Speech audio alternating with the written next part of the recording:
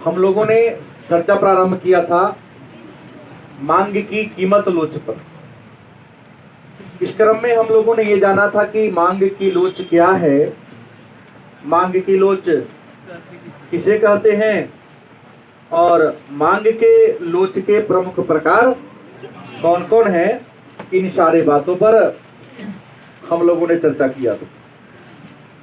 आज हम लोग चर्चा करेंगे मांग की लोच को मापने की विधियां और मांग के लोच के प्रकार को प्रभावित करने वाले कारक। प्रकार तो हमने कल पढ़ लिया। पहला पढ़ना है, आज का टॉपिक है मांग की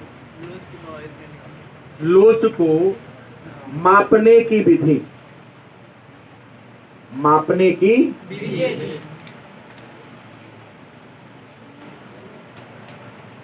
मतलब मांग की लोच को मापने की विधियां कौन कौन है, इसी बात पर आज के इस क्लास में हम लोग चर्चा करने वाले हैं। तो मापने की विधि को जानने से पहले एक प्रश्न का उत्तर आपको सब मैं दे दूं। वह प्रश्न ये है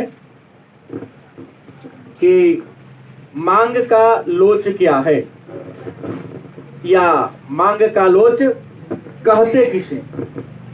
मांग का लोच क्या है, या मांग का कीमत लोच क्या है, या मांग की लोच से आप क्या समझते हैं। हमने कल कहा था कि मांग के नियम बताता है कि अन्य बातें समान रहे तो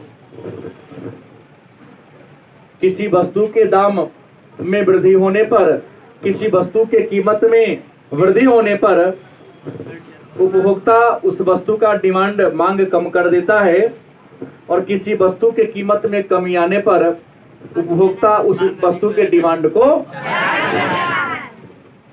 लेकिन मांग में कितना वृद्धि होने पर डिमांड में कितना कमी आता है, या मांग मूल्य में कितना वृद्धि होने पर मांग में कितना कमी आया और मूल्य में कितना कमी होने पर मांग कितना बढ़ा, इस बात की व्याख्या मांग का नियम नहीं करता। तो मूल्य में कमी आने पर मांग में कितना बढ़ोतरी हुआ, या मूल्य में वृद्धि होने पर मांग में कितना कमी आया, इसी की व्याख्या करने वाला, इसी को बताने वाला जो सिद्धांत है, उसी सिद्धांत को मांग की लोच या मांग की कीमत लोच के नाम से। मतलब मूल्य में परिवर्तन के फलस्वरूप मांग में की मात्रा में होने वाला परिवर्तन मांग की लोच कहलाता। मूल्य में परिवर्तन के फलस्वरूप मांग की मात्रा में जो परिवर्तन होता है उसे हम मांग की लोच या मांग की कीमत लोच के नाम से। अब सवाल है, तो मांग की लोच को मापने की विधियां, तो विद्वानों ने मांग की लोच को मापने की 3 विधियां बताई। मांग की लोच को मापने की कितनी विधियां हैं? 3 है। नंबर 1 है प्रतिशत या अनुपातिक विधि। पहला क्या है?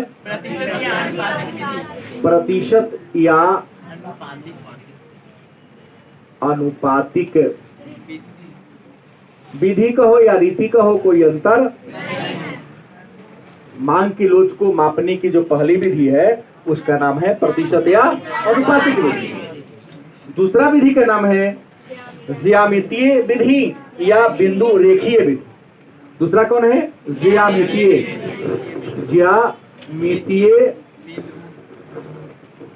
विधि। इसका अन्य नाम है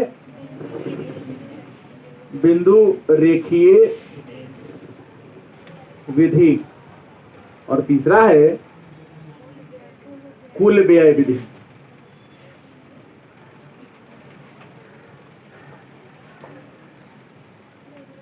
तो यहां तो 2 नंबर का प्रश्न ऑलरेडी क्लियर हो गया। यदि आपसे प्रश्न करता हो कि मांग की लोच को मापने की प्रमुख विधियां कौन कौन है, तो अगर 2 नंबर का प्रश्न हो तो बड़ी आसानी से आप लिख सकते हो कि मांग के लोच को मापने की प्रमुख 3 विधियां हैं। नंबर 1 प्रतिशत विधि या अनुपातिक विधि, नंबर 2 ज्यामितीय विधि या बिंदु रेखीय विधि, नंबर 3 कुल व्यय विधि। इतना लिख के आप 2 नंबर अर्जित कर सकते हो। हाँ, अगर 5 नंबर का प्रश्न होगा तीनों को एक्सप्लेन कर दो। ग्रेजुएशन में पूछता है कि मांग के लोच को मापने की प्रमुख विधियों पर प्रकाश डाले, इसकी पूरी हम क्या करेंगे, व्याख्या करेंगे उदाहरण के साथ, तो 20 नंबर का तो ही जाएगा। अंक के अनुसार शब्द के सीमा का विस्तार किया जाता है। तो सबसे पहले आते हैं प्रतिशत विधि। पहले क्या आते हैं, तो मांग के लोच को मापने की प्रतिशत विधि का खोज फ्लक्स ने किया था। मांग की लोच को मापने की जो प्रतिशत विधि है, इस विधि की खोज प्रोफेसर फ्लक्स ने किया था। इस विधि के अनुसार हम मांग के लोच को कैसे ज्ञात करते हैं, तो मांग में होने वाले प्रतिशत परिवर्तन, इसमें निकालने का तरीका है, प्रतिशत विधि से मांग की लोच ज्ञात करने का तरीका है। इसका सूत्र है कि मांग में होने वाले क्या है, प्रतिशत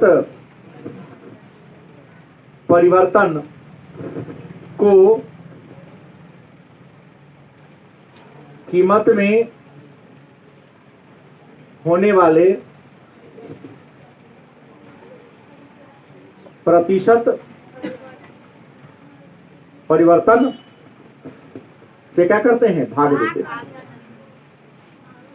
बड़ी आसान है, यह एक गणित का प्रश्न होता है। प्रतिशत विधि अनुपातिक विधि क्या है, तो प्रतिशत विधि अनुपातिक विधि मांग की लोच को मापने की ज्ञात करने की एक विधि है। इस विधि का खोज, इस विधि का विकास प्रोफेसर फ्लक्स ने किया।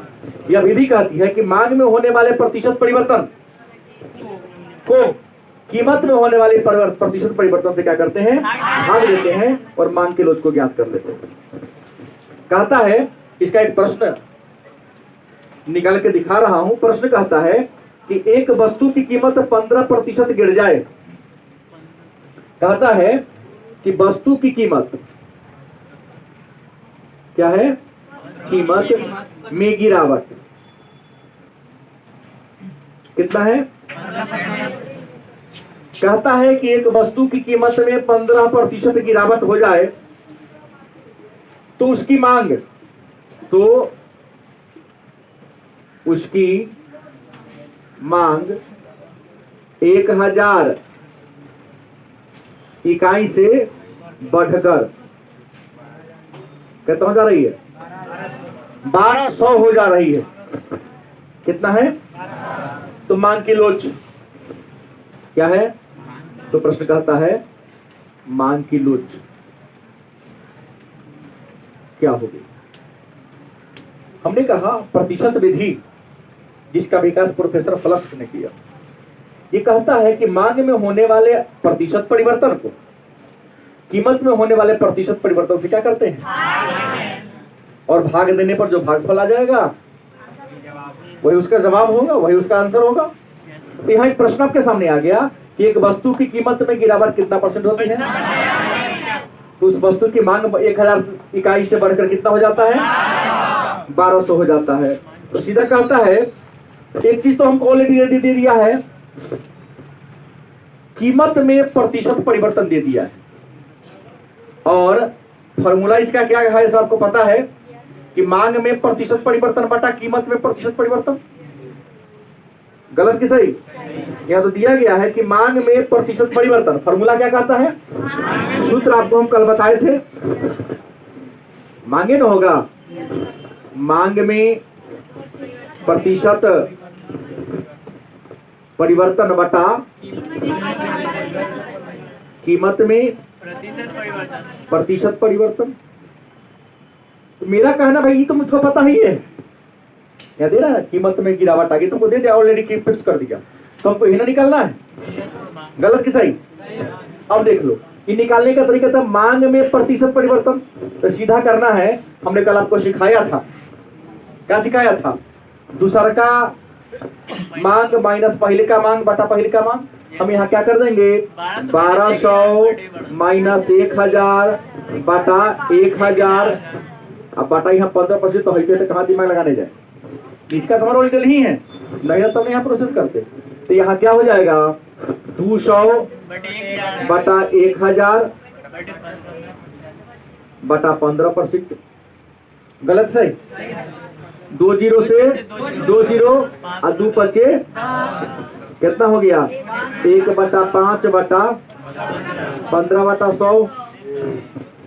1 बटा 5 बटा 15 बटा, किसी को आपत्ति है तो बोलो, है? तो 1 बटा 5 का मतलब सब जानता है 20% होता है। 1 बटा 5 मतलब क्या होता है? मतलब अगर कोई कहे 1 बटा 5 मेरा ही आया है, हम इसको 15% ही रहने दें, तो 1 बटा 5 बराबर कितना होगा?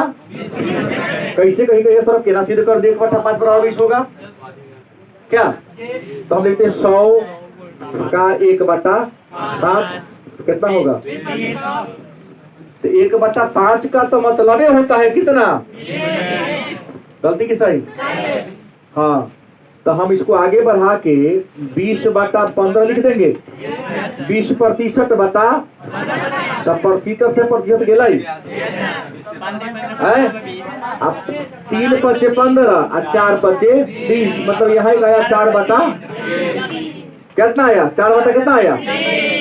अच्छा 4 बटा 3 आया। तो इसको डिवाइड करो, 3 इकाई 3, 3 बचेगा कितना? 1 दशमलव लेके तो 0 होगा, कभी ना कटेगा, यही तो इसका आंसर होगा। मान किलो को होगा 1.33। आप में से ऐसे महापुरुष या महापुरुषी जिनको समझ में ना आया हो, अब वगैरह से हमारा की मतलब, हम तो केवल पुस्तक देखे हैं, मैं कहूँ गड़बड़िया तो बता दीजिए ना। -1 से आपको कहाँ से -1 आ जाएगा?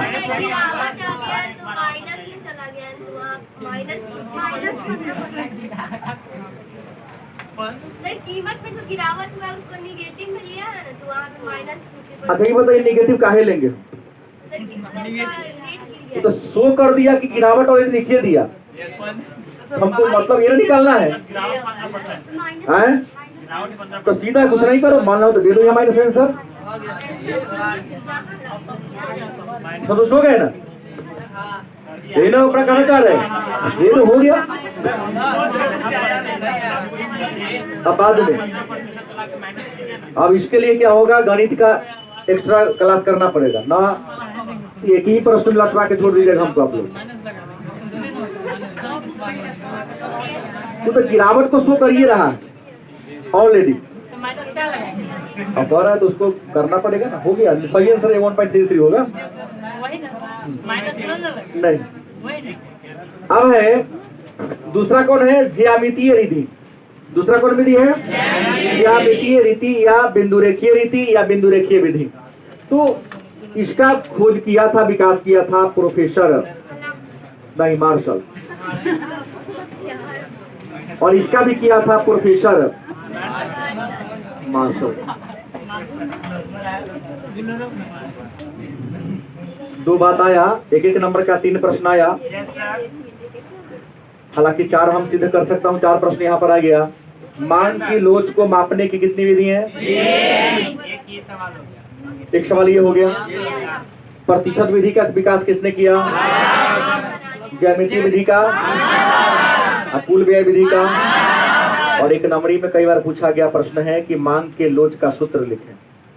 तो मांग में प्रतिशत परिवर्तन बटा कीमत में, फॉर्मूला याद न रहेगा तो गणित न बनेगा। न्यूमेरिकल प्रश्न जो भी होंगे क्या आपसे बन पाएंगे?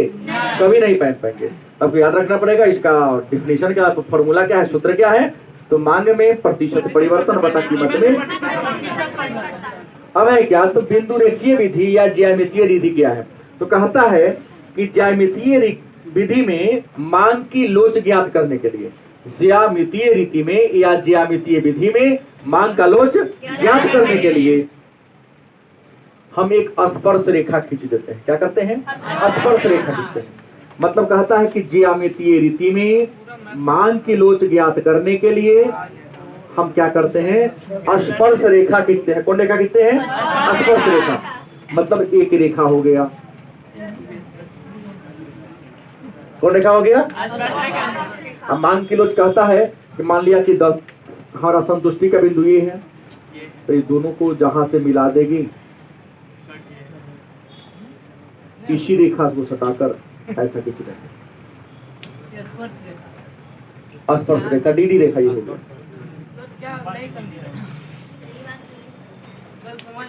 कहता है ज्यामिति बिठाया है ना, ये बिठा गया है सबको।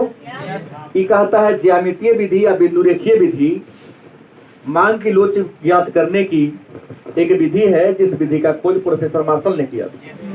यह विधि कहता है कि मांग का लोच अगर ज्ञात करना हो तो ये जो रेखा है यह डिमांड रेखा है, क्योंकि बताया गया है कि मांग की रेखा ऊपर से नीचे बाएं से दाएं की ओर करती है, और जहां पर किसी वस्तु का संतुष्टि वाला बिंदु वहां से एक स्पर्श रेखा खींच दो। स्पर्श रेखा खींचकर हम ज्यामितीय विधि से मांग की लोच ज्ञात कर सकते हैं। मतलब जहां हमारा पॉकेट अलाउ करेगा वहीं पर जाके कर देंगे। मार्केट में तो बहुत सारा सामान, यहाँ से इधर भी सामान, यहाँ से नीचा भी सामान, लेकिन यहाँ जो सामान बेच रहा है यहाँ पर हम हमारा पॉकेट अलाउ करता है खरीदने के लिए, तो यहाँ पर स्पर्श रेखा खींचकर हम संतोष को प्राप्त कर लेंगे। गलत कि सही?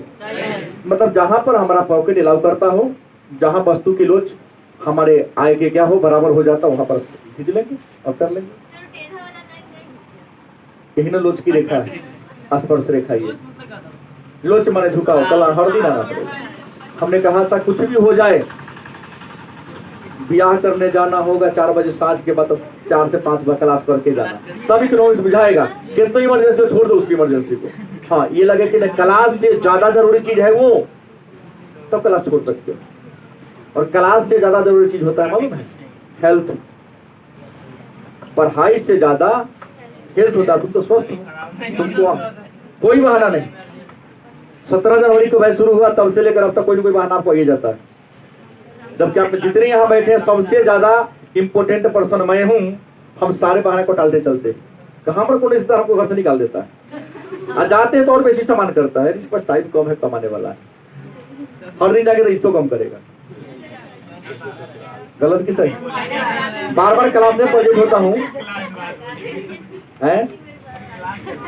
हाँ, कुल व्यय विधि, तीसरी विधि का नाम क्या है? कुल व्यय विधि क्या है? तो सीधा जान ले, कुल व्यय विधि मांग की लोच को मापने की, को ज्ञात करने की एक विधि है। कुल व्यय विधि क्या है? तो कुल व्यय विधि, कुल व्यय माने खर्चा, व्यय माने क्या होता है? कुल माने टोटल, टोटल खर्चा विधि। ये कह रहा है, एक दिन हम परसों कल ही बताए थे कि दाम घटे या बढ़े, इस समय तो जितना खर्चा करते थे उतना खर्चा करेंगे। कुल व्यय विधि मांग की लोच को ज्ञात करने की क्या है? एक विधि है। इस विधि के जनक इस कौन है? इस विधि का विकास किसने किया? मार्शल ने किया। यह विधि कहता है कि वस्तु के कीमत में परिवर्तन होने से, वस्तु के मांग में नहीं, किस दिशा में परिवर्तन हो रहा है और कितनी मात्रा में हो रहा है। मतलब कीमत में परिवर्तन, सीधा कहता है कीमत में परिवर्तन के कारण मांग में किस दिशा में और कितनी मात्रा में, क्या जी? कीमत में परिवर्तन के कारण मांग में किस दिशा में और कितनी मात्रा में बदलाव हो रहा है, इसी बदलाव को हम कुल व्यय विधि के नाम से जानते हैं। कुल व्यय का फॉर्मूला होता है, कुल व्यय, कुल माने पूरा, अब व्यय माने खर्चा। कुल व्यय का फॉर्मूला होता है वस्तु की कीमत बता वस्तु की मांग, मन गुना वस्तु की कीमत अगुने वस्तु की गलती की सही। हम यहाँ कीमत गुने मांग भी कर सकते हैं। गलती की सही। यहाँ हम पी गुने क्यू भी कर सकते हैं। Price into quantity. गलत या सही? समझना आपको है, समझना आपको है। तीनों में से जो आ जाए शॉर्टकट लेके चलना है। तो कुल व्यय बराबर वस्तु की कीमत। जैसे एक छोटा सा प्रश्न डाल दूं और इसमें हमारे खड़ा होने वाले छात्र है अंकित, खड़ा होइए। क्या नाम है तुम्हारा? हाँ हाँ, विक्रम कुमार। मान लिया एक उपभोक्ता 30 रुपये प्रति इकाई की दर से 75 इकाई, प्रति इकाई कीमत 30 रुपया है तो 75 इकाइयां वस्तु क्रय करता है, तो कुल व्यय कितना होगा? विक्रम, हम किसी को भी खड़ा करा सकता, अपने मन में मूल्यांकन करो। सब लिखल है, परमात्मा ने अंग का आंक दिया है। वस्तु का कीमत गुने वस्तु का विटामिन ए परिपूर्ण मात्रा में होगा ही। कथी कर बोले? इसका मतलब नहीं प्रश्न पूछे तो सब जहाँ किताब बैठा रहता है। नहीं सर, ऊपर का नहीं सब। हमने कहा फॉर्मूला कुल व्यय बराबर वस्तु की कीमत गुने वस्तु की मांग। ये भी लिखा हुआ है, बगैर तोरे पर फॉर्मूला अगर बना के देखा ना तो जल्दी। हाँ बोलो आंसर। तो सीधा कहता है 30 गुने 75, मतलब सीधा होगा 0 के 0, 3 5 के 15 और 7 का 21 के 22। कहाँ भारी भाई? एक 0 से करे 0 होबे करेगा, और 3 5 15 और 3 7 का 21। हाँ हाँ लिखा है, पढ़ लो। लिखा हुआ है सर सामने।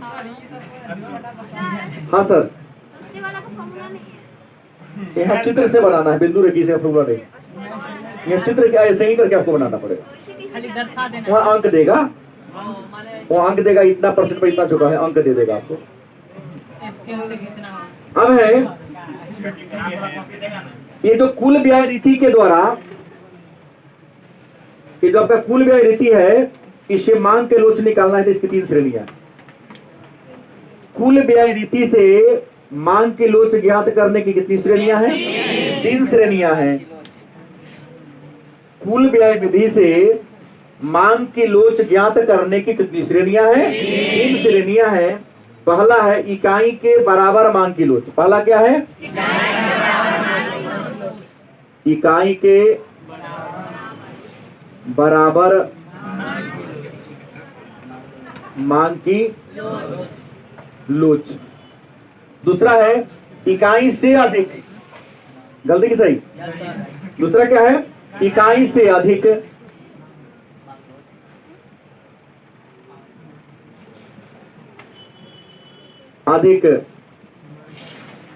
मांग की लोच।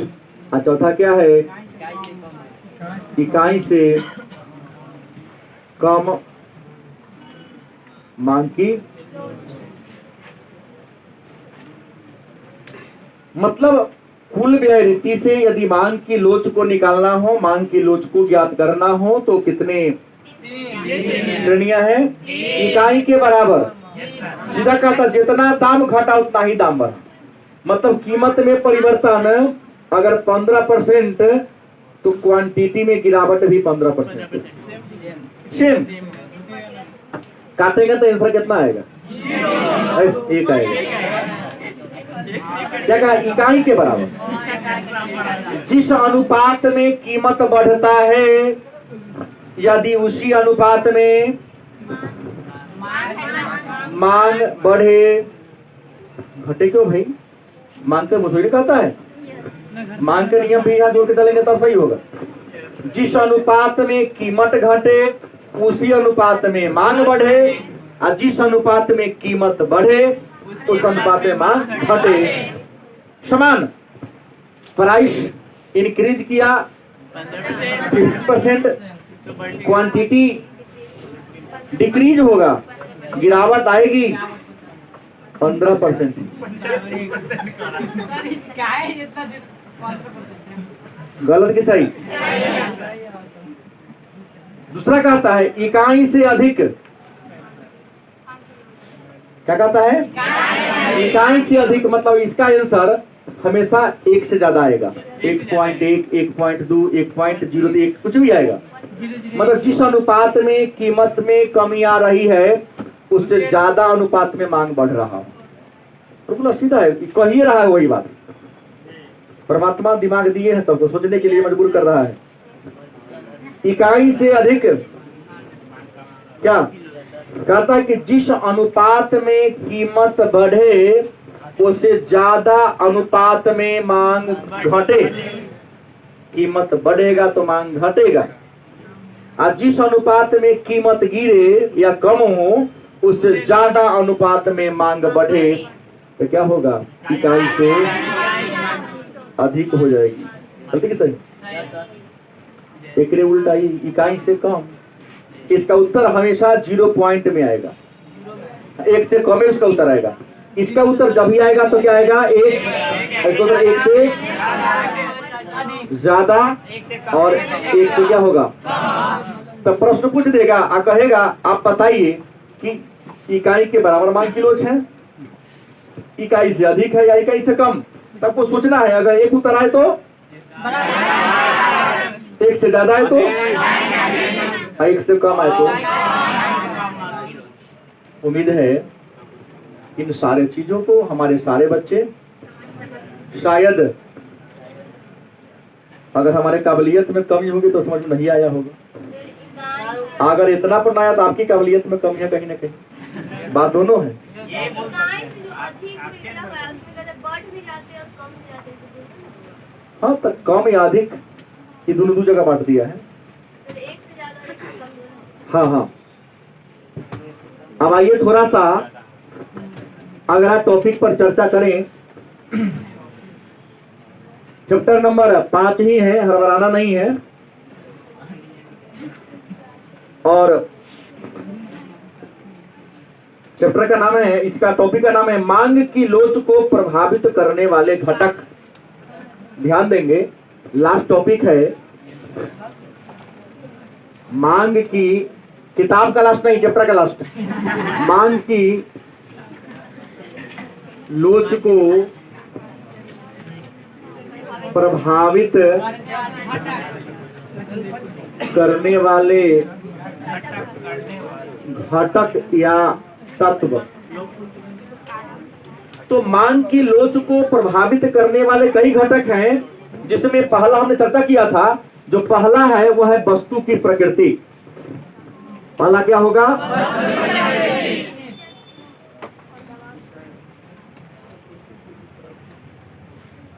मांग की लोच को प्रभावित करने वाला जो पहला घटक है, पहला तत्व है, पहला कारक है, उसका नाम क्या है? वस्तु की प्रकृति। हम कहोगे बता दे कि सर वस्तु की प्रकृति का मतलब क्या होता है? तो प्रकृति का मतलब वस्तु का स्वभाव, वस्तु का। और हमने शायद कल के क्लास में चर्चा किया था कि वस्तु के प्रकृति के आधार पर वस्तु को 3 वर्गों में बांटा गया है। याद होगा शायद। अनिवार्य, आरामदायक और विलासी का। भाई कहीं लिखे दिखा तो तीनों का नाम होना चाहिए। रटने वाले लोग कहते कि नहीं ये होता है, ये होता है, ऐसा तो नहीं ना। हमको तीनों जानना है। प्रकृति के आधार पर वस्तु के 3 प्रकार हैं। अनिवार्य वस्तु, जिसके बिना काम न चले, चावल रोटी नमक। सही बात है, नमक के बिना काम नहीं चलता है। पानी अनिवार्य वस्तु। गलत सही? हाँ, विद्यार्थी के लिए कॉपी कलम किताब, बीमार के लिए दवा, मोबाइल के बिना काम मेरा चल सकता है। जब मोबाइल नहीं था तभी इंसान था, इंसान आया तब बहुत बार, करोड़ वर्ष के बाद मोबाइल आया। गलत उदाहरण ना दे कृपया। क्या इंसान आया तो पेट लेकर आया, इसलिए भोजन चाहिए। हाँ हाँ, भोजन वस्त्र, आवास, जरूरी का चीज, गलती की सही। अनिवार्य वस्तु वह वस्तु है जिसके बिना हमारा काम चलने वाला और अनिवार्य वस्तुओं में नमक और अनाज का नाम आता है। और अनिवार्य वस्तु के मांग की लोच बेलोच होती है। अनिवार्य वस्तु का जो मांग का लोच होगा क्या होगा? दाम कितनों घटेगा बढ़ेगा, कोई फर्क नहीं पड़ने वाला है। गलत सही? नमक 20 रुपए किलो दे रहा है, 100 रुपये भी होगा तो महीना में 1 किलो खाते, 1 किलो खाएंगे। आलू का भी हो सकता है। हाँ गुड, एक तरीका दिमाग फैला के रखो। सही बोल रहा हूँ, मतलब लाठी निकाल के ठोक ठाक के सीधा करना पड़ेगा। आलू उदाहरण देता है,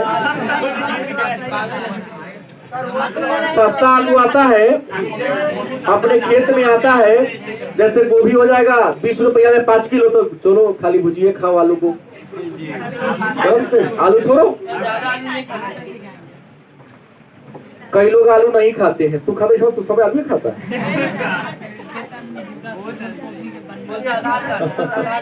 हाँ, आरामदायक वस्तु, दूसरा कौन वस्तु है? आरामदायक वस्तु। और आरामदायक वस्तु उस वस्तु को कहते हैं जो हमारे शरीर को आराम प्रदान करता है। और याद रखिए, आरामदायक वस्तु के मांग की लोचदार होगी। क्या होगी? और विलासिता की वस्तु, बहुत ज्यादा पैसा हो गया, पेट से बहुत ऊपर उठ गए, तो उसको हम कहेंगे पूर्ण लोचदार। यहाँ कहें क्या कहेंगे? झुकने वाला। लोचदार माने झुकने वाला। अब देखो, आरामदायक लोचदार है, आमदनी होगा तो खरीदेंगे, ना होगा तो इसकी मात्रा कम कर देंगे। आइयो विलासिता के पूर्ण लोचदार, दाम बढ़ेगा खरीद नहीं छोड़ देंगे, क्योंकि बिना काम चल सकता है। हमने कल कहा, मान लो ये जो हम लोग दरी पर भी बिछा के सो लेते हैं, कई बार पतला बिछावन पर भी, और ज्यादा पैसा हो जाता है तो बहुत तोषक जो होता है, हमें तो उतना पता नहीं है, लेकिन सुनते 40,000 50,000 के गदे आता है। चौकी पर हम लोग 3,000 2,000 चौकी दिया खरीद के सो लिए, यहाँ 3-3 2-2 लाख के पलंग ही बनता है, तो वो जो हुआ 3 लाख वाला पलंग हो गया विलासिता के वस्तु। अरे भाई, सफारी से भी काम चल सकता है, BMW 5 करोड़ का, तो विलासिता की, BMW विलासिता की हो गई। हाँ, सफारी आरामदायक में आ जाएगा, लेकिन सफारी की जगह BMW के नाम कर ले तो क्या हो गया? विलासिता की वस्तु आ गई। तो जैसे उसका दाम आगे पीछे होगा तो हम छोड़ देंगे, उसके बिना भी काम चल सकता है। मोटरसाइकिल मेरा आरामदायक वस्तु हो गया, साइकिल आप लोगों के लिए अनिवार्य वस्तु हो गई, इसमें ना काम नहीं, तो कोचिंग छूट सकता है। तो पहला क्या होगा? वस्तु की प्रकृति। दूसरा है अस्थानापन्न वस्तु, मांग की लोच को प्रभावित करना। दूसरा कारण क्या है?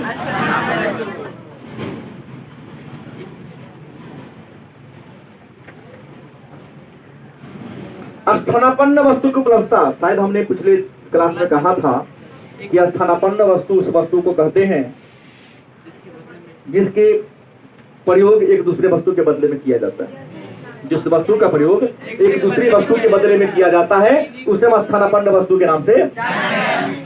तो अस्थानापन्न वस्तु, चीनी का मीठा, चाय का कॉफी, एक का दाम बढ़ेगा, उसका प्रयोग करना छोड़ देंगे, दूसरा वस्तु खरीदेंगे।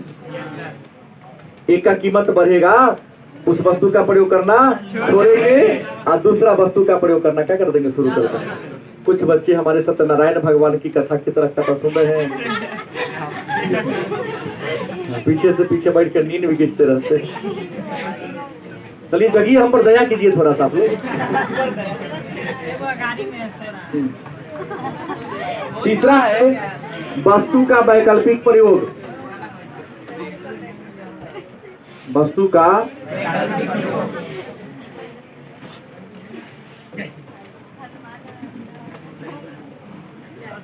कुछ ऐसी वस्तु है जिनका आप वैकल्पिक प्रयोग कर सकते हो ना। वैकल्पिक प्रयोग मतलब उसका विकल्प है। और भी भाई, हम कोयला से भी बिजली बना सकते हैं, डीजल से भी बिजली बना सकते हैं, पानी से भी बिजली बना सकते हैं, हवा से भी बिजली। हाँ तो डीजल पेट्रोल से ही बना सकते हैं, परमाणु से ही बना सकते हैं। वैकल्पिक प्रयोग वाली वस्तु है, याद रखिएगा। और वैकल्पिक प्रयोग वाली वस्तु की जो मांग होती है वो लोचदार होती है। क्या होगा? इलास्टिसिटी। क्या जी? अब हमने कहा सर कहे आपने कह दिया कि वैकल्पिक प्रयोग वाली, अब मान लो कोयला का दाम बढ़ जाएगा, डीजल से नहीं बनेगा। गलती की सही? तो उसका विकल्प मेरे सामने है, तब काहे पॉकेट कट बनेगा भाई? हाँ, डीजल का दाम बढ़ेगा तो फिर चले कोयला से बिजली बनना शुरू हो जाएगा, कोयला से काम कराना शुरू कर देंगे। गैस का दाम बढ़ेगा, भाई लकड़ी है ना अपने यहाँ, लकड़ी से खाना बनाना, हलवाई लोग लकड़ी से बनाना शुरू कर देंगे, कोयला से बनाना शुरू कर देंगे। गैस के दाम घटेगा तो कोयला छोड़ देंगे, फिर गैस से बनाना शुरू कर देंगे। गलत है सही? हाँ कभी बार लाइनों पर बन जाता है। चौथा कहता है मांग की लोच को प्रभावित करने वाले कारक में उपभोग का स्थगन। क्या है?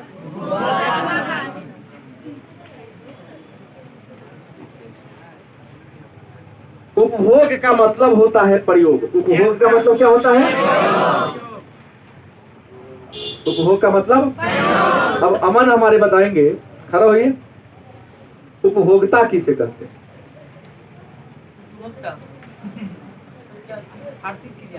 नहीं, कहते किसे? उपभोक्ता आर्थिक क्रिया नहीं है, गलत है। उपभोक्ता आर्थिक क्रिया मैं नहीं पढ़ा, नहीं हम परिभाषा पूछ रहा हूँ अंग्रेजी में। कौन कौन महापुरुष हैं जो बता सकते हैं उपभोक्ता किसे कहते हैं? शर्म करो।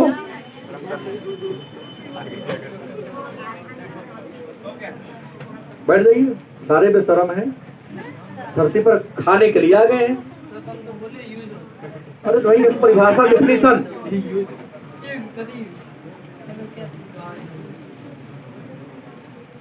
हम ही बता देते हैं। कल से इतना निर्लज लड़का लगना तो हम ना पढ़ाएंगे, ब्रेक मारते हैं 20 दिन के लिए। मंगनी में समय बर्बाद कर रहा हूँ हर दिन। क्या है, पशु है क्या आप लोग? हर दिन पीट के सुधाएंगे।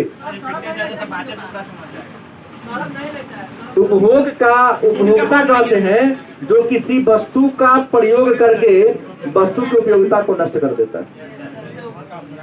और उपभोग का मतलब तो किसी वस्तु का यूज करना, प्रयोग करना। किसी वस्तु का प्रयोग करना क्या कहलाता है? उपभोग एक आर्थिक क्रिया, उपभोक्ता आर्थिक क्रिया नहीं है। उपभोक्ता तो एक पर्सन होता है, उपभोक्ता तो एक व्यक्ति होता है। अच्छा, बहुत ऐसी वस्तु हैं जिसका प्रयोग आप स्थगित कर सकते हैं, कर सकते हैं कि नहीं?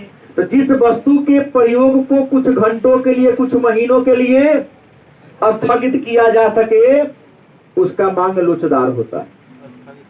वो वस्तु कैसा होता है? जिस वस्तु के प्रयोग को स्थगित किया जाएगा। स्थगित करना मतलब रोकना, स्थगित करना मतलब रोकना। जिस वस्तु के प्रयोग को स्थगित किया जा सके उस वस्तु को हम कैसा वस्तु कहेंगे? अब कहोगे कि सर उदाहरण दीजिए, तो देखिए ना यहाँ फिर हमारे पास 2 अम्ब्रेला छाता आ गया है। 5-6 इकट्ठा था। बारिश होती है तो बच्चा लेके घर से चलता है, इधर से गया तो बारिश छूट गई, तब उसकी उपयोगिता तो है नहीं। कोचिंग में छूटा छूटा ही रह गया। छाता, टॉर्च, रुमाल ज्यादा गायब होने वाला चीज है। मोबाइल गायब जल्दी नहीं होता, क्योंकि मोबाइल के उपयोग को स्थगित नहीं कर रहे हैं आप लोग।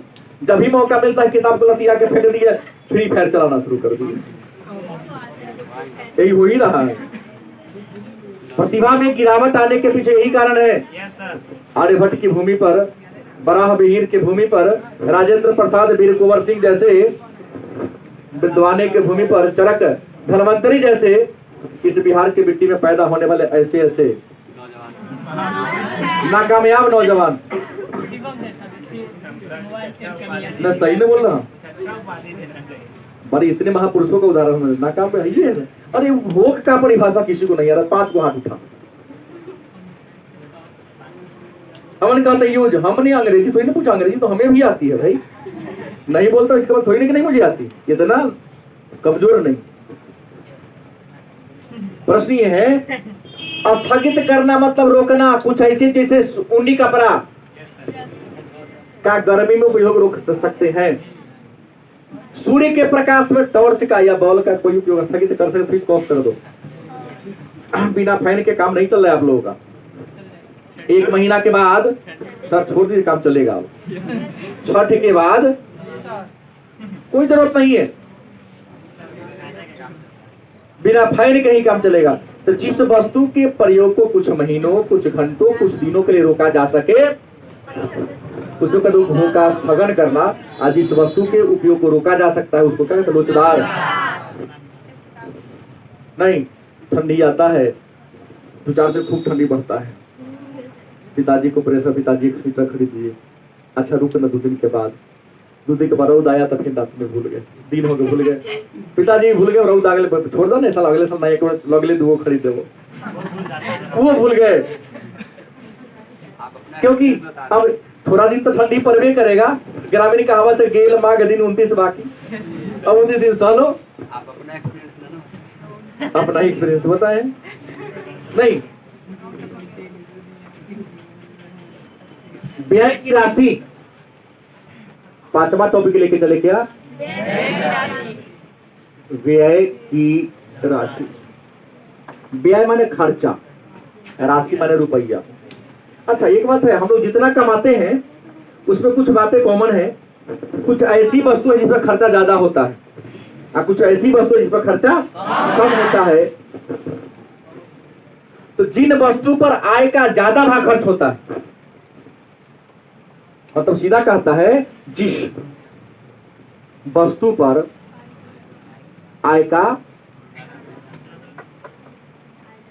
ज्यादा भाग खर्च होता है, उस वस्तु, वह वस्तु किस प्रकृति का होगा?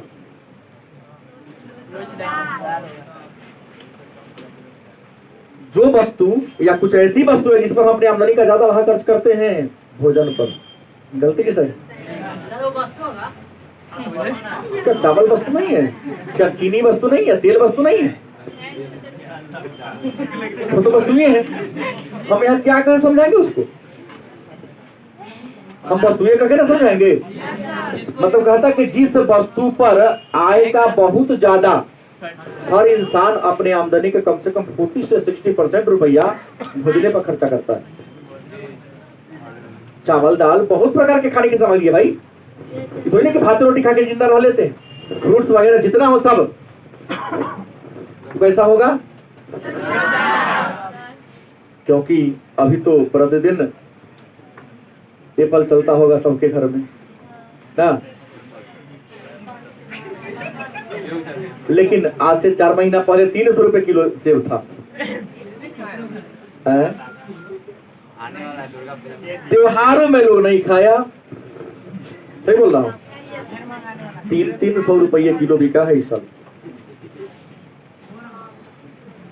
तो ज्यादा करते लोचदार हो गया, दाम बढ़ेगा न खरीदेंगे ना, सेव के बदले में अन्य चीज को खा के अपना काम चला लेंगे। क्या सुधीर?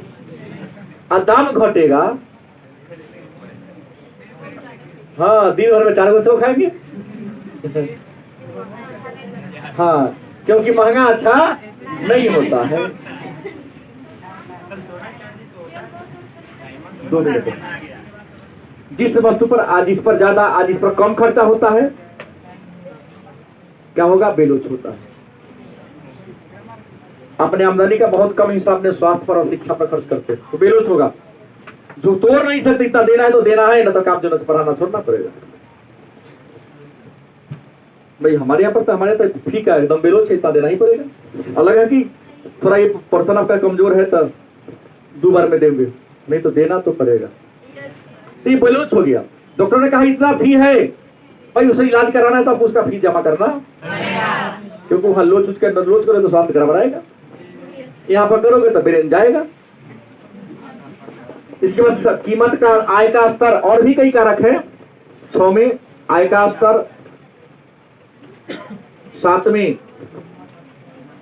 कीमत का, और 8 में समय की अवधि, 9 में क्या है? संयुक्त मांग हुआ।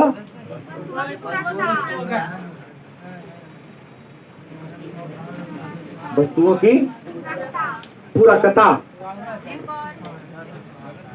तुरंत हो गया, चलेगा। मेरा कहना है कि आपके आय का स्तर भी, आमदनी कम होगा तो आपका सोच लोचदार होगा, आमदनी ज्यादा होगा तो बिलोच होगा। चलो लो खरीदो, दिक्कत नहीं है। कीमत, जिसका कीमत फिक्स हो वहां बिलोच हो जाते हैं। जैसे नमक लगातार बहुत इस दिन चल रहा है, और जैसे कीमत फ्लक्चुएट होता हो वहां पे क्या करेंगे? लोचदार हो जाएंगे। सोच के गए कि 50 रुपए किलो हो गया, 70 रुपये 1 किलो के बदला में हम 750 ग्राम खरीद लेते हैं, खरीदते हैं, लेकिन मात्रा क्या कर देते हैं कि ये सारे जो कारक है मांग के लोच को प्रभावित करते, और मांग के लोच का हमारे जीवन में बड़ा महत्वपूर्ण स्थान है, क्योंकि सरकार वस्तु का बंटवारा मांग की लोच के आधार पर ही करती है। टैक्स का निर्धारण भी मांग के लोच पर होता है। जो वस्तु बेलोच होगा वहां पर टैक्स कम होगा, ज्यादा होगा, और जो वस्तु बेलोचदार होगी वहां टैक्स कम होगा। क्योंकि बेलोच है, टैक्स बेसी बढ़ाई हो देगा तो आपको लेना पड़ेगा। जैसे पेट्रोल है, बेलोच वस्तु है, इसके बिना आपका गाड़ी न चलेगा। देख रहे हैं 40% भारत सरकार, 12% बिहार सरकार, नहीं तो पेट्रोल तो 60-70 रुपए बिकाता। पेट्रोल अब सीएनजी सस्ता। अब सीएनजी वाली हमारे पास इंजन तो नहीं है, यहाँ आएगा तैयार देखा जाएगा। क्या बोले? गलत कि सही? और सरकार के लिए और आप सबके लिए भी उपयोगी है। ये रहा अर्थशास्त्र चैप्टर नंबर 5। हाँ, इसके बाद अगले क्लास में चर्चा करें।